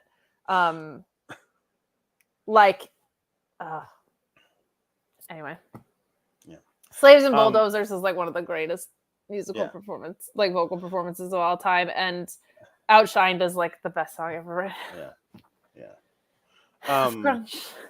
Ian R says, my first ever super chat, along with being a monthly sub. Thank but happy you. birthday, you generic bottle of ranch dressing. Appreciate that. That is accurate. Oh, hi, Ian Riccaboni. What's up? So here we go. Tom Lavelli's doing these things now where I have to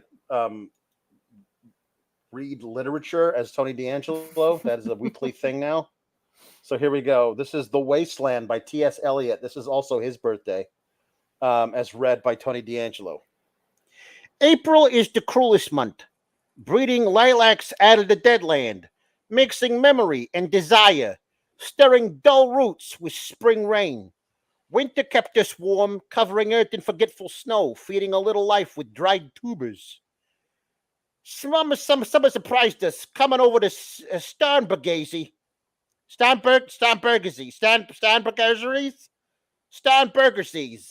I can't pronounce that. With a shower of rain, we stopped in the colonnade.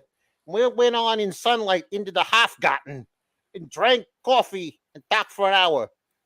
Bin gar keine Russen, stam aus Lithuan, ek Deutsch. And when we were children, staying at the Archduke's, my cousins, he took me out on a sled, and I was frightened. He said, Marie, Marie, hold on tight. And down we went. In the mountains, there you feel free. I read much of the night, and I go south in winter, like a goose, send honk.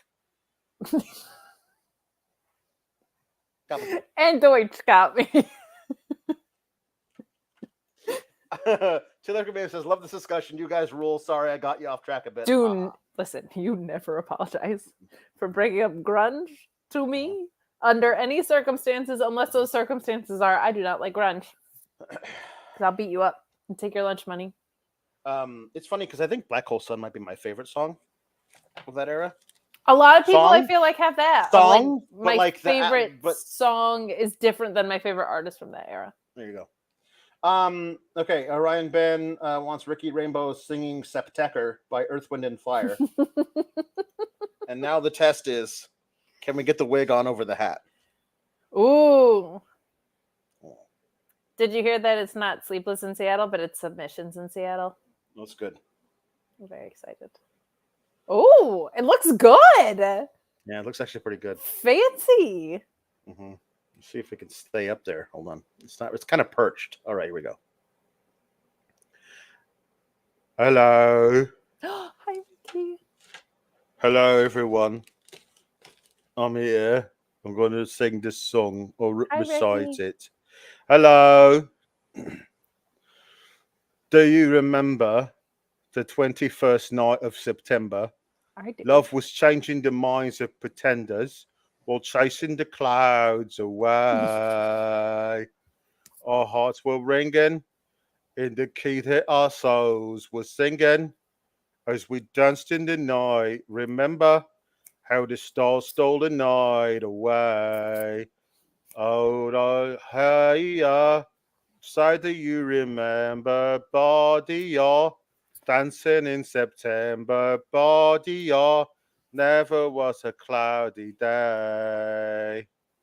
Badoo, badoo, badoo, badoo, badoo, badoo, badoo, badoo, badoo, badoo, badoo, da, badoo, ya. My thoughts are with you, holding hands with your heart to see you. Only Blue Talk could love, remember how we knew love was here to say. Now's December, found the love that we shared in September. Only Blue Talk and love, remember. True love we share today. Hold on, I realized I'm doing this wrong. Body, y'all, say, do you remember? Body, y'all, dancing in September. Body, y'all, never was a cloudy day. Except it's in Seattle, so that's all there are cloudy days. Say, do you remember? Body, y'all, dancing in September. Body, y'all, golden dreams were shiny days, but those don't exist in Seattle. Rainy days. Thank you. Ricky, did you go to grunge concerts? Were you around then? No, I invented grunge. It was. Oh, you did? Yeah, no, it was me, and I was spending some time in Seattle because they kicked me off a flight. And so I was just trying to figure out what I wanted to get some coffee. And so I went down and I met these fellas, Eddie and Chris and Kurt and Lane. And they were like, wow, we really hate hair metal. And I was like, yeah, everything sucks. They were like, it does. And then they started writing songs about how much everything sucks. You might say, also, I inspired this podcast. I mean, I think about that every time that you're here. So thank you for being here, you little enigma. Meet Norma says, Alex, it's no longer your birthday, so you're less special today than you were yesterday. Meet Who's forever, Alex? Toodles. I don't know. This is funny. What's an Alex? Ali C says, wait, I'm losing service on the interstate. Why do bad things happen to good people? I don't know. It's a mystery, just like you. It is. I'm a mystery wrapped in an enigma, wrapped in an egg roll wrapper, wrapped in a tortilla that's been warmed up just the right amount in the microwave so it doesn't get all soggy or like hard when like you put it in there like so long like, like it cooks itself. Oh, no, it's not bad. Not you. Are you going to be in Seattle on Sunday? No. Oh, no, okay. I thought I could meet you. I'm going to be crossing the Rainbow Bridge into another dimension. Whoa. Yep. You're not going to be dying, are you? No, a different Rainbow Bridge, not that one, the other one. Got it. Okay. There's 2 Rainbow Bridges. You don't want to get on the wrong one because you might wind up in the wrong place. But that is as it is in most things. Sure. That's just life, man. Yeah. Life or death if you wind up on the wrong Rainbow Bridge. That's true. Anyway, thank you everyone for thank you for everyone for being here, and we're going to say good night. Good night and toodles. Keep cool, gabagoos.